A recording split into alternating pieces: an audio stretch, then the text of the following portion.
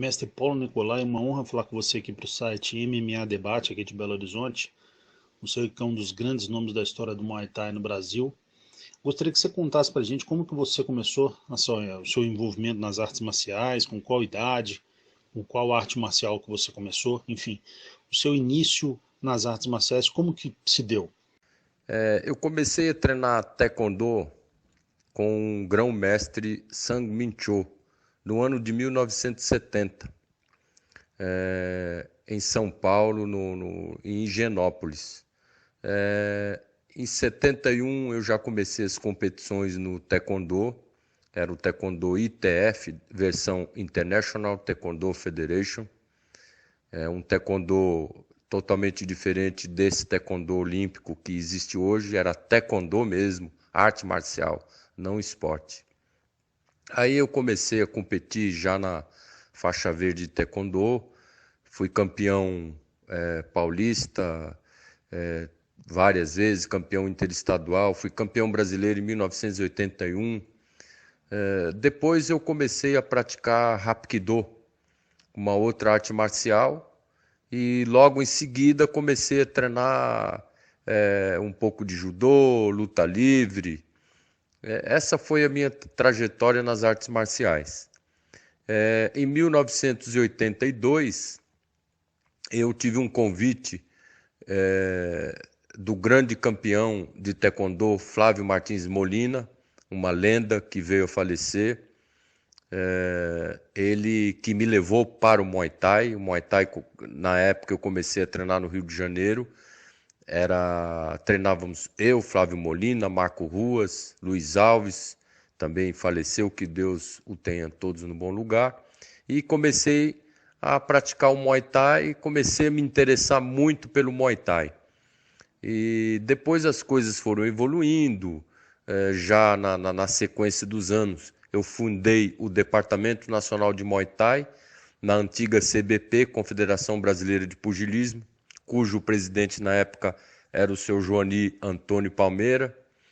E aí a gente começou a reunir os grupos, oficializar as graduações no Brasil, porque era uma bagunça, e aí começamos a promover eventos, competições, mas alguns anos depois eu comecei a me dedicar somente ao Muay Thai, como treinador, porque não havia competições. Era o Rudimar em Curitiba, fundador da Chutebox, era o Luiz Alves no Rio de Janeiro, o Wellington Narani também no Rio de Janeiro. Em São Paulo, eu comecei essa prática na cidade de Campinas, cuja a sede principal é até hoje, e continua lá.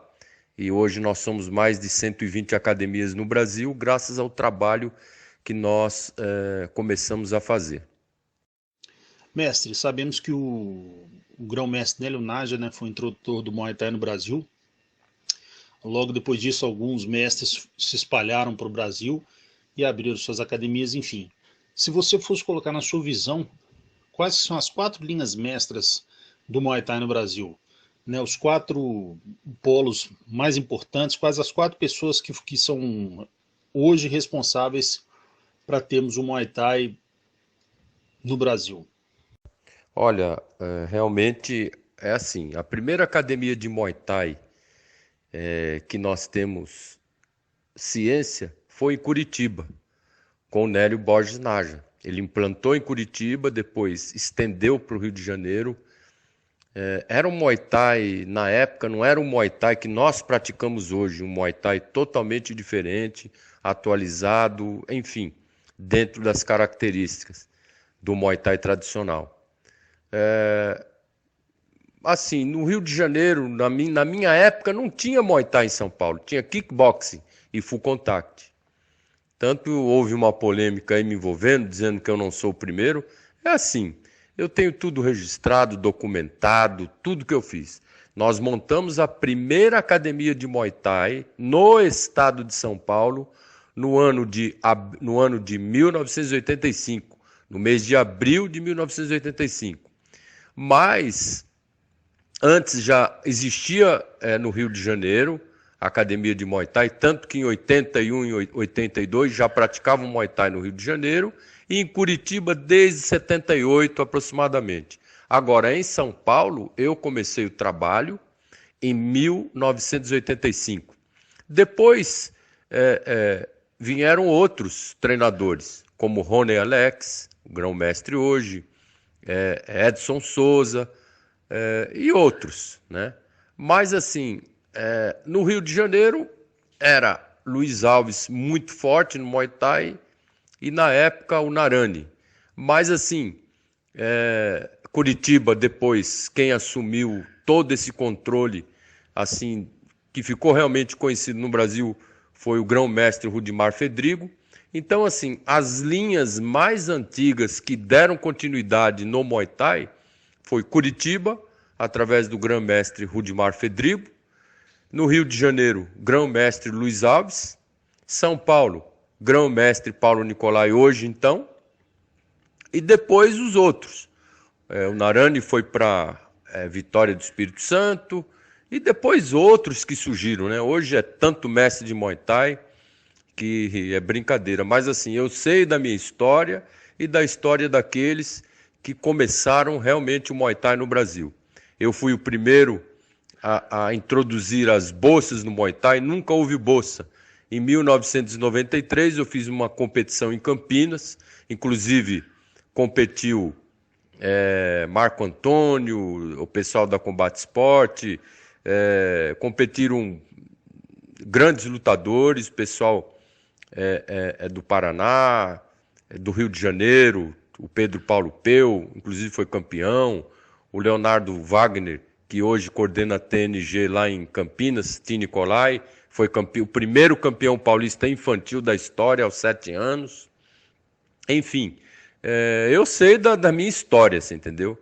E não havia ninguém saindo desses três, São Paulo, Rio, Curitiba, a gente sabia que havia as competições no Nordeste, mas assim, muito vagas, não tinha, como tem hoje e é muito forte, né? Mas eu digo que os polos pioneiros do Muay Thai brasileiro é Curitiba, Rio de Janeiro e São Paulo, depois os outros. Mestre, se eu não me engano, desde 82, né, você pratica o Muay Thai, você é um dos pioneiros dentro da modalidade, e em São Paulo, principalmente em Campinas, né, você é a referência máxima.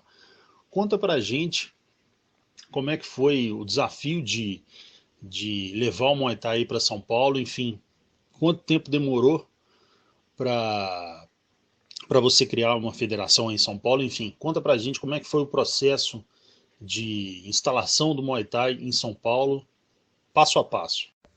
Olha, na verdade, no ano de 1985, eu tive uma conversa lá no Rio de Janeiro com meu amigo Luiz Alves e falei a ele, ele tinha uma academia no Grajaú, no Aterro do Flamengo, e ele falou, não, Nicolai, eu te dou todo o apoio, a gente vai estar sempre por lá, vamos embora.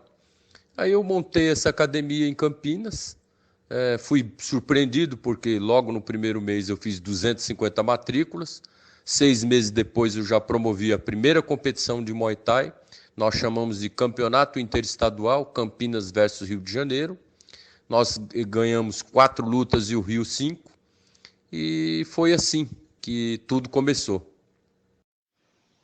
Mestre Paulo Nicolai, em 2014, né, você recebeu a honraria, né, de ser o primeiro mestre brasileiro a ser reconhecido na Tailândia, correto?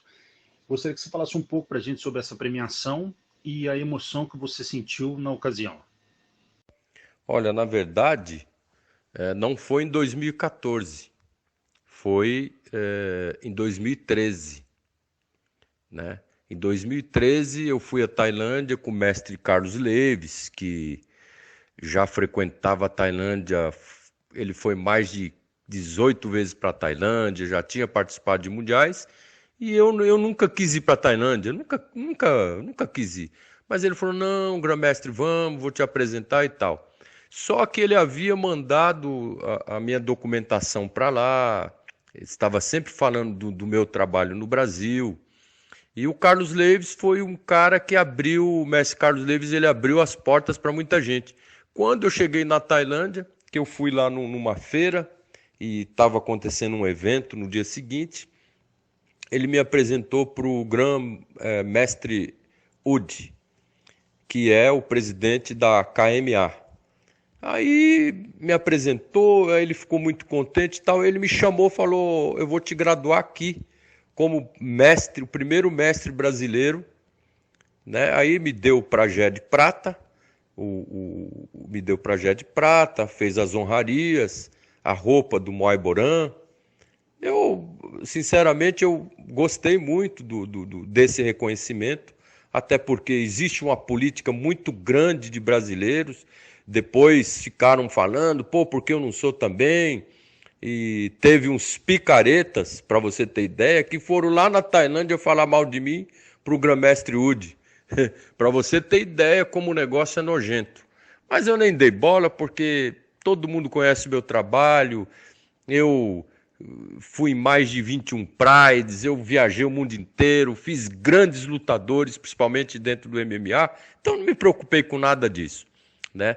E nós voltamos lá em 2014 com uma equipe muito grande e lá fizemos alguns campeões mundiais, alguns vices, e foi isso.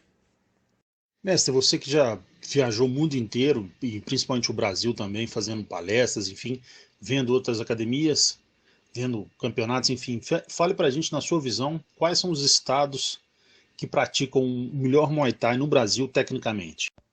Olha, hoje em dia está difícil te responder, porque existem hoje muitos intercâmbios de atletas de vários estados, indo para a Tailândia, para a Europa.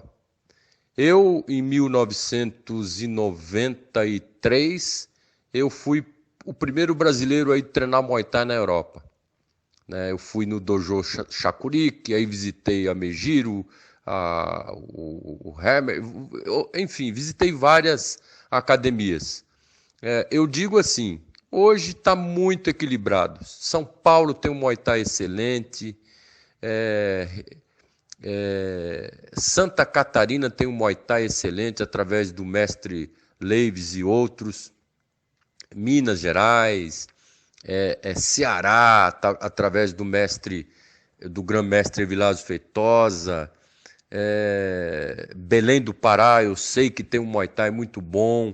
Então hoje está muito mesclado. Curitiba, que é sempre foi a sede do Muay Thai brasileiro, tem um Muay Thai muito bom, mas assim, Paraná tem um Muay Thai bom, São Paulo tem um Muay Thai fantástico. Eu acho que hoje está muito bem equilibrado o Muay Thai no Brasil. Bahia vem com Muay Thai muito bom. Hoje não dá para falar, ó, é bom, é isso, é aquilo. Não, não. Eu acho que hoje a prática do Muay Thai, com nível de lutadores, atletas, está muito equilibrado. Claro que sempre tem uma academiazinha que tem um treinador não tão qualificado, muita gente ensinando Muay Thai Fitness, muita gente enganando, enrolando, muita gente com Muay Thai de péssima qualidade, confundindo Muay Thai com kickbox. Muay Thai é joelho e cotovelo. 3 práticas de Muay Thai em competições. Nós temos o amador, o Pro AM e o profissional, né? Se bem que em Muay Thai profissional não existe graduação, só no Muay Thai amador, né? Então hoje essa é a minha resposta. Mestre Nicolai, no Brasil nós usamos a graduação no sistema de graus, que é diferente, por exemplo, na Tailândia. Você acha que esse é o melhor método, por exemplo, para poder coibir esses impostores, pessoas que dão aula de Muay Thai sem ter a graduação necessária para isso? Olha, é assim, a graduação no Muay Thai existe sim. Na CRU Muay Thai Association, que é um único órgão que gradua dentro da Tailândia, existem as graduações. A INFMA existe as graduações, só não tem grau preto, né? Eles mudaram ano passado, tiraram o grau preto porque é mau presságio para o povo tailandês. Mas as graduações existem sim. O que realmente não existe, que às vezes a gente vê aí uns otários falando, Muay Thai não tem graduação, não tem faixa. Não, não, não. Muay Thai tem graduação sim. O que não tem graduação é o Muay Thai profissional praticado na Tailândia. Não tem filosofia, não tem nada. O nego luta profissionalmente, mas nas tradições tem graduação, sim, né? E no Brasil, eu acompanho a graduação internacional da CRU e da INFMA. Só duas graduações que a gente muda, né? Eles colocam uma laranja no lugar do grau preto. Aqui eu utilizo o grau preto porque é nossa tradição, né? O preto. A gente não tem problema espiritual. O meu Deus é o Deus de Israel. Eu sou devoto de Jesus Cristo, então eu não tenho essas simpatias budistas, não, como os tailandeses. Então eu acho assim, nós temos que ter a graduação para nivelar, até por motivo de estímulo para o aluno e para ele saber que nível ele se encontra, até porque nunca graduação quer dizer nada, a gente às vezes tem um grau inferior que é muito melhor tecnicamente do que o grau superior, mas isso é assim que anda o bonde, não tem o que fazer. Mestre, muitas academias não ensinam a história e a filosofia do Muay Thai, né? Acham que é somente ensinar ali soco e chute. Fala um pouco pra gente da importância, né, dentro do sistema de ensino do Muay Thai, ser falado sobre a história e a filosofia da arte também. E não somente a parte de soco e chute. Olha, filosofia do Muay Thai, história. Hoje tem alguns treinadores que eles utilizam de uma apostila, onde tem ali a história do Muay Thai, como começou o Muay Thai, principalmente aqui no Brasil, quem são as grandes referências, o que significa o Hamuai, para que é o Hamuai de fato, por que é feito o Aikru Hamuai, quem foi assim o grande nome do Muay Thai mundial, pouca gente sabe. Então, de repente, o cara, como a gente foi à Tailândia e conheceu a verdadeira história de Nai Kanaton, que foi um cara grandioso que libertou o povo tailandês contra os birmaneses, os nomes e as nomenclaturas. Tem treinador que tem a paciência de ensinar, tem que tirar um dia só para ensinar isso. E hoje muitas academias têm a pressa exatamente o que você falou, de dar soco, chute, tchau, até amanhã, até a próxima. Eu acho que uma academia bem conduzida do Muay Thai, o cara tem que aprender o Muay Boran, que é o Muay Thai da tradição mesmo, né?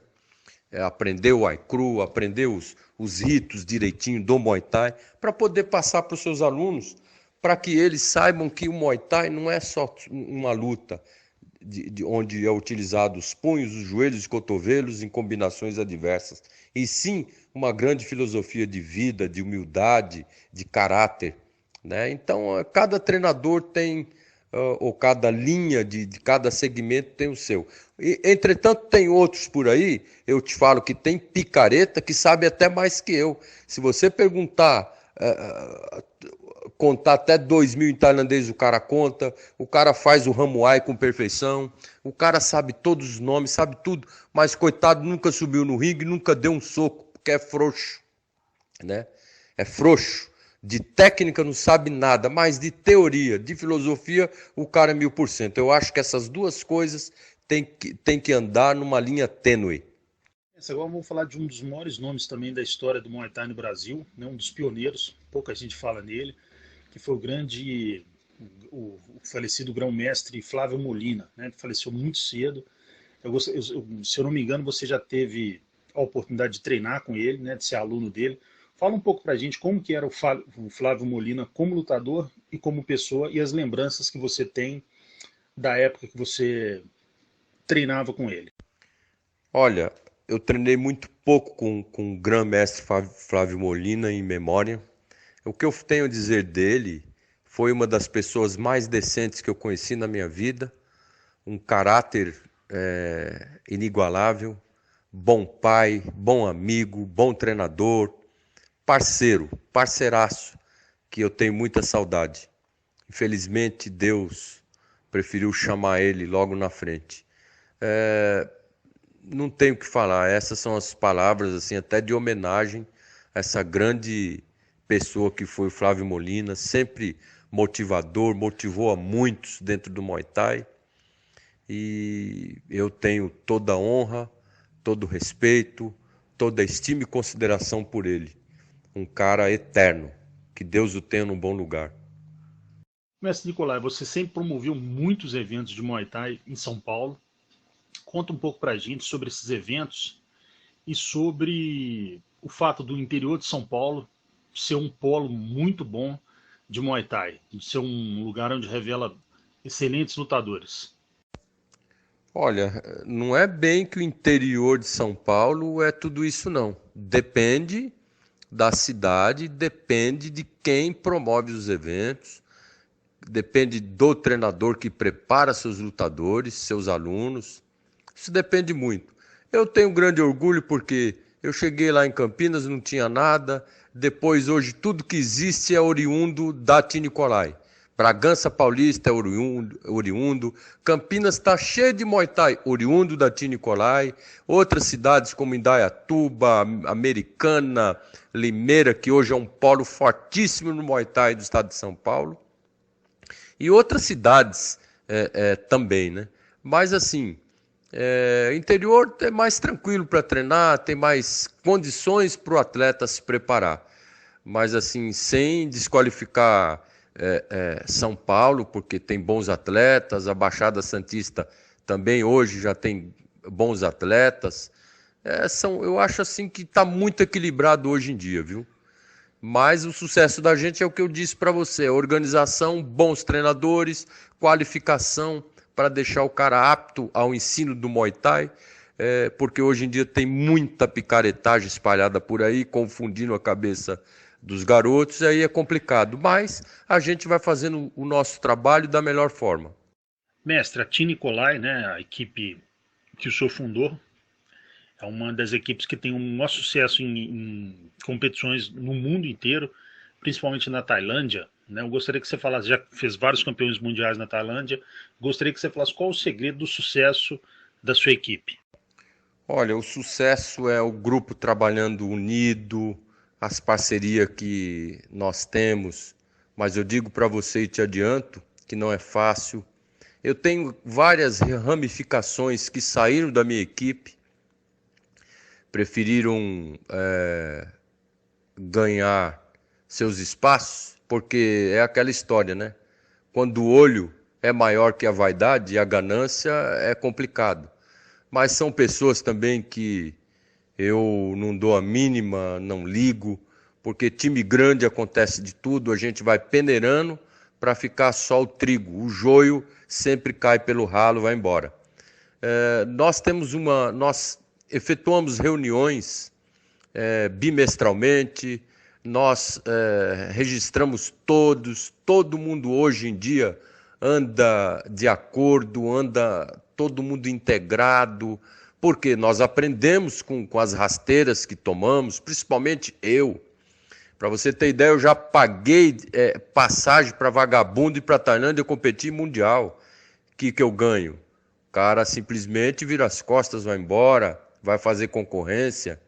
Eu já ajudei muitos por aí, que eu não quero nem falar nesses cidadãos, entendeu? Que eles façam o trabalho deles por aí, longe de mim. Mas não é fácil para você ter sucesso num grande time. Os maiores times sempre sofrem o motim daqueles que você mais confia. Eles andam do seu lado, ficam do seu lado, aprendem tudo para dar o bote na hora certa. Hoje em dia não. Hoje nós criamos um conselho dentro da Tia Nicolai Brasil, que esse conselho vigia o time, não passa mais nada, todo mundo é favorável, não tem ninguém mais andando na contramão. E a nossa tendência é sempre crescer, cada dia mais chega novos treinadores querendo fazer um aperfeiçoamento técnico e após esse aperfeiçoamento técnico, eles começam a fazer parte do nosso time, graças a Deus. Falando nisso, né, continuando falando sobre a Confederação Brasileira de Muay Thai, sob o comando do grão-mestre Arthur Mariano, o que você acha do trabalho que ele faz nessa confederação? Bom, deixa eu contar uma história para você. Em 1993, eu e o grão-mestre Luiz Alves, em memória, que Deus o tenha no bom lugar, nós fundamos a CBMT, Nós fomos os primeiros fundadores, em 1993. Eu fiquei 2 mandatos, depois não quis mais continuar. A gente fazia um trabalho legal, mas o Mariano ele faz um trabalho bom, leva a equipe brasileira da versão CBMT, porque são várias confederações, para os campeonatos mundiais. Ele faz um trabalho que tem aparecido aí, mas assim, com relação à organização interna, o que ele faz eu desconheço, porque eu não tenho mais contato com ele. Mestre, você também tem um trabalho que você é referência, né, em termos de confecção de rings e octagons. Gostaria que você falasse um pouco sobre esse trabalho, como ele é desenvolvido, enfim, como que a gente faz para entrar em contato, se a gente quiser colocar em outras academias no Brasil. Fala um pouco para a gente desse seu trabalho também, que é extremamente importante. Olha, ringue e octógono hoje em dia eu só confecciono para o meu time, eu não faço mais para ninguém, é muito trabalhoso, mão de obra muito difícil, muitos problemas e eu fujo de problemas hoje, né? Até porque eu fiz uma cirurgia de coração há pouco tempo, coloquei uma válvula arbitral, uma válvula mecânica, fiz uma cirurgia de aorta, fiz troquei coloquei uma mamária, quer dizer, fazem 4 meses e meio que eu fiz essa cirurgia e era muita dor de cabeça, então hoje eu não quero saber mais de fabricar nada. Eu só faço para o meu time, né? A gente precisa fazer, eu faço um ringue, faço um octógono, mas só para o meu time. Eu não faço mais isso para ninguém, não. Me livrei disso, graças a Deus. Minha dedicação hoje é estudar treinamentos e formar bons treinadores. Mestre Nicolai, você como um mestre de Muay Thai reconhecido no Brasil inteiro e no mundo inteiro, o que você acha que deve ser feito para coibir essas academias clandestinas de Muay Thai, falsos mestres que não têm história e filiação com órgão nenhum, enfim, e ficam dando aula, se passando de professores, de mestres, enfim. O que você acha que deveria ser feito para coibir esse tipo de situação? Veja bem, eu acho que não tem solução para isso. Vai continuar a bandalheira, porque antigamente a picaretagem, veja, antigamente a picaretagem tentava se qualificar com um certificadozinho daqui, outro dali. Hoje a picaretagem descobriu um outro caminho. Descobriu o caminho de constituir uma federação ou até mesmo uma confederação. O terceiro passo da picaretagem, eles descobriram o quê? Ser autêntico. Como? O cara paga uma passagem, vai para a Tailândia, chega lá num camp, porque lá é tanto camp picareta que é brincadeira. Os camps sérios da Tailândia, não entra qualquer um para treinar. O cara tem que ser bom, tem que ser merecedor. Aí o cara vai lá, pega um tailandês daquele, paga um dinheirinho, bate uma manopla, sai cheio de fotos, chega no Brasil, fala que ninguém sabe nada, que ele é que sabe, começa a ver a nomenclatura, falar os números em tailandês, nome de golpe em tailandês, fazer ramuai e começa essa bandalheira de enganações, de falsos mestres, de falsos atletas, de falsos tudos. Então é muito difícil, eu acho assim, que a única solução é que não tem mais solução. A gente, hoje aqui na televisão, a gente fica vendo toda hora as leis brasileiras, infelizmente, tá de dar vergonha. O cara mata o outro na rua, 2 dias depois continua solto. Vagabundo assalta, mata, tá na rua. Quer dizer, isso aqui não tem mais jeito, eu não acredito. Eu acho que precisaria muito rigor mesmo, para que a coisa mudasse. Mas do jeito que está indo, a gente tem que ter paciência e esperar um santo salvador aí a qualquer momento. Mestre, você, em determinado momento da sua carreira, principalmente na época ali do auge do Pride, você treinou o pessoal da Brazilian Top Team, né? No auge da rivalidade com a Shootbox. E a gente sabe que historicamente você teve sempre um bom relacionamento com o grande grão-mestre Rudimar Fedrigo. Gostaria que você falasse qual que era o seu relacionamento com ele na época, se existia algum atrito, enfim, ou pelo fato de vocês se conhecerem anteriormente, vocês ainda mantiveram uma boa relação. Não, o Rudimar sempre foi meu amigo. Quando eu fui para Brazilian Top Team, pelo contrário, ele até elogiava o trabalho, Mas, mesmo tendo aquela grande rivalidade, a gente ficava totalmente neutro, porque era uma rivalidade sadia, que dava ibope, era Pride lotado para ver a Brazilian Top Team contra a Chutebox. Sempre foi um sucesso. Eu tenho saudades daquela época, porque hoje virou um monopólio do UFC, onde as equipes não aparecem mais. O que aparece é só o lutador. Haja visto aí os problemas que vem acontecendo. E não existe nenhuma comparação com Pride em um UFC. Não existe comparação. Pride é Pride, eternamente Pride. E os lutadores se pegavam, mas nunca houve rivalidade assim entre eu e o Rudimar. Sempre fomos amigos e somos até hoje. Mestre, você que também tem uma ligação muito grande com o MMA, já treinou e treina lutadores para MMA até hoje, eu gostaria que você falasse para você quais os 5 maiores lutadores da história do MMA para você até hoje. Bom, número 1, Emelianenko Fedor. Número 2, Rodrigo Minotauro. Número 3, Anderson Silva. Número 4, José Aldo. Número 5 eu tenho que pensar. Né? Esses quatro aí são os 4 que não tem comparação, né? Então eu diria 4. 5 eu ainda acho que não, o quinto ainda está faltando, né? Mas esses 4 com certeza foram os maiores da história. Agora, eu não posso falar de outros lutadores, você entendeu?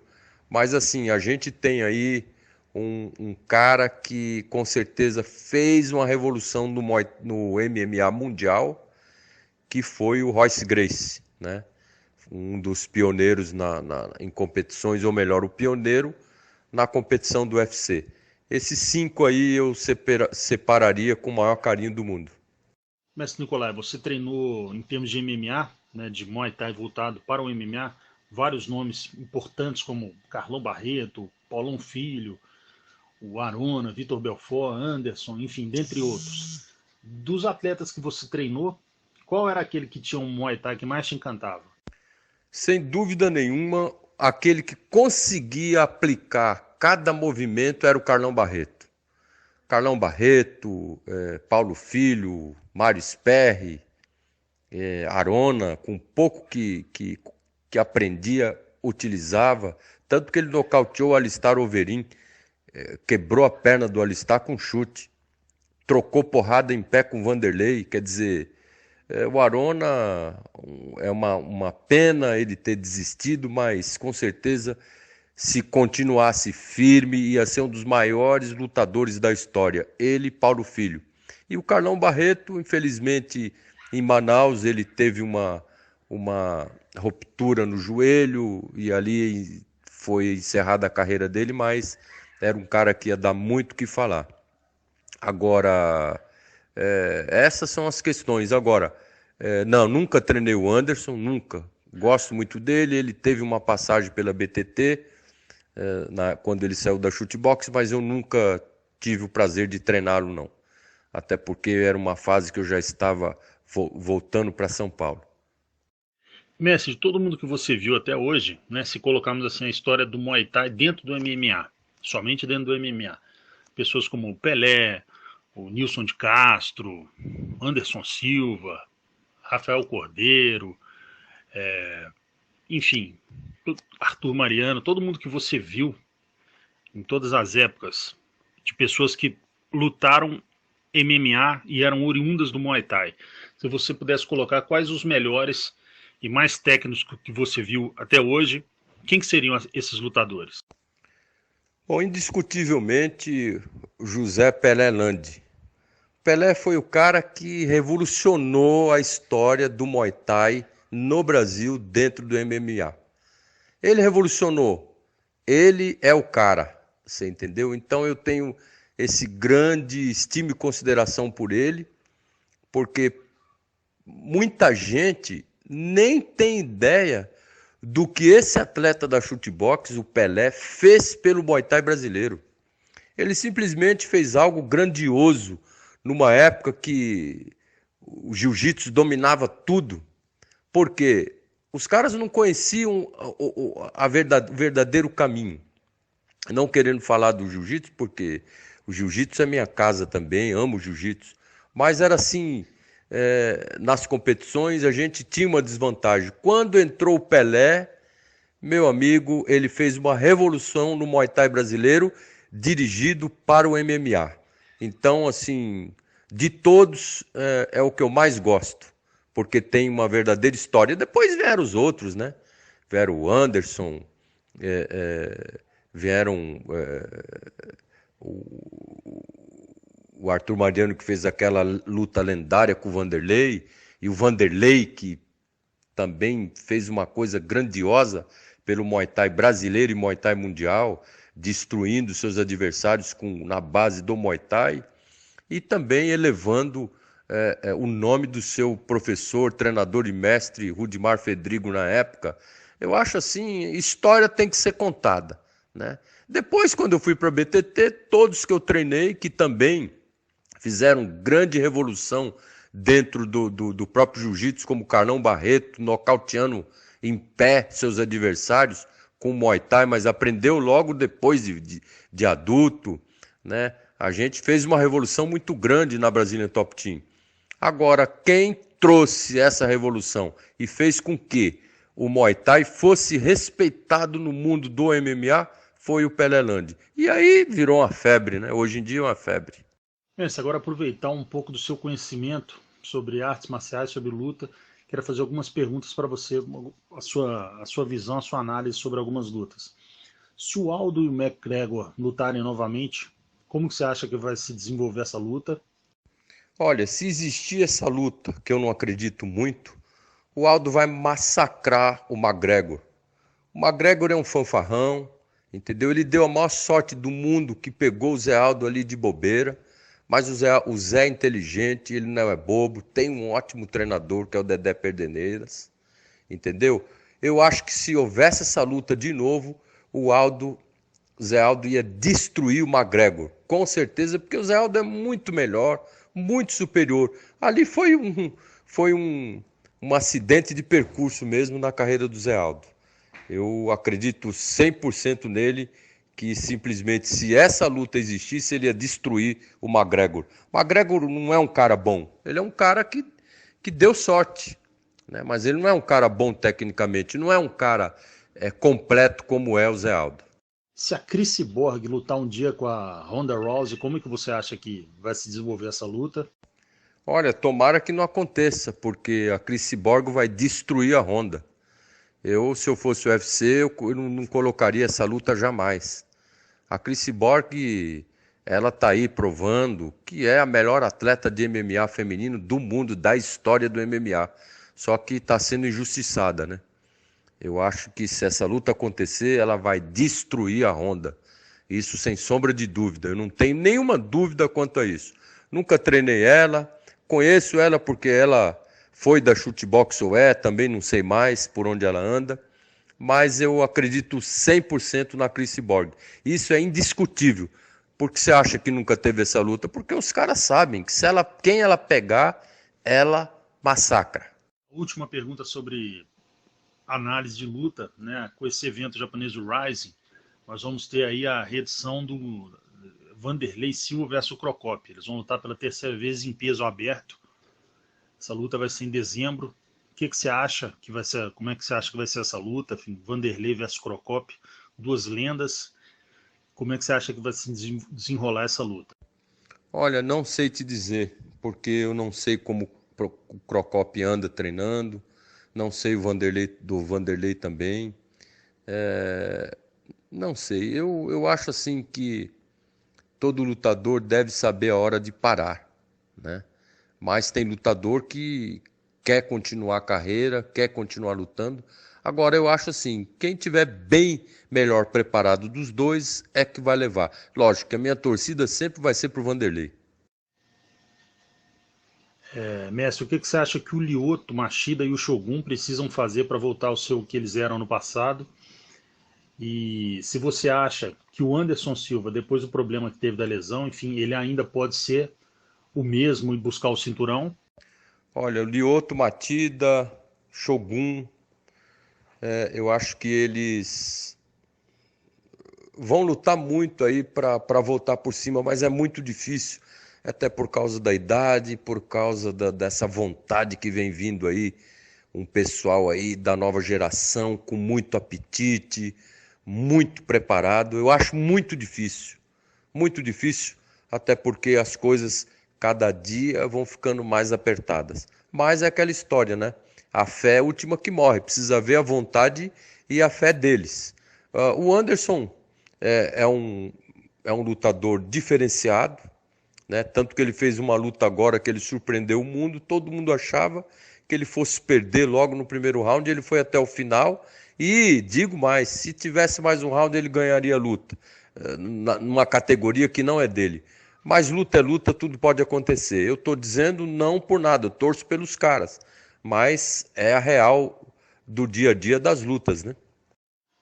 Mestre, foi uma honra para o site MMA Debate falar com você. Você que realmente é um precursor no Muay Thai no Brasil, principalmente a importância do trabalho que você fez em São Paulo.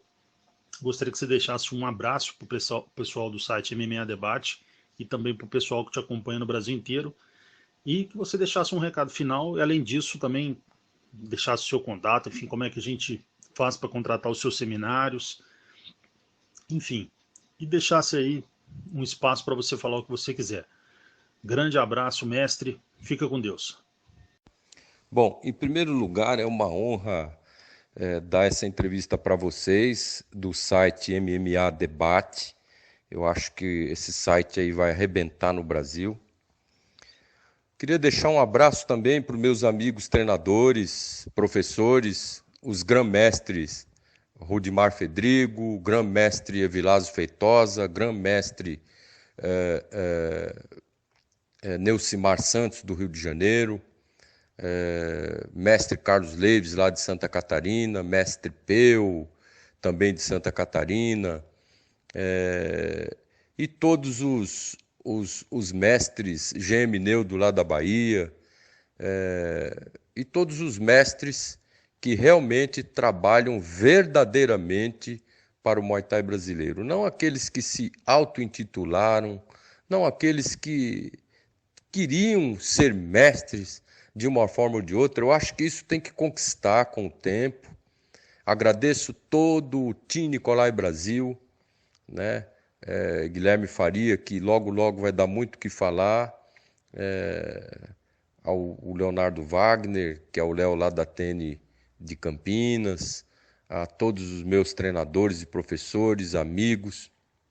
E assim, a gente precisa estar todos os que trabalham verdadeiramente pelo Muay Thai unidos para fazer um bom Muay Thai de qualidade nas suas divulgações, não ficar se iludindo em viajar à Tailândia para dizer que chegando aqui arrebenta, porque não arrebenta, porque apanha. Muay Thai nosso aqui é muito bom, entendeu? Tem muitos treinadores bons que vivem anônimos, mas são bons treinadores. A coisa evoluiu muito e é isso, né? Savad Krap, acho que muitos mestres no Brasil estão trabalhando verdadeiramente pela arte.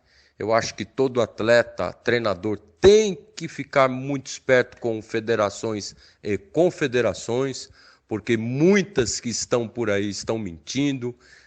É vergonhoso esse negócio. Eu mesmo hoje estou fora de todas as confederações. Eu sou ligado à Liga do Estado de São Paulo, Liga de Muay Thai do Estado de São Paulo. E é isso.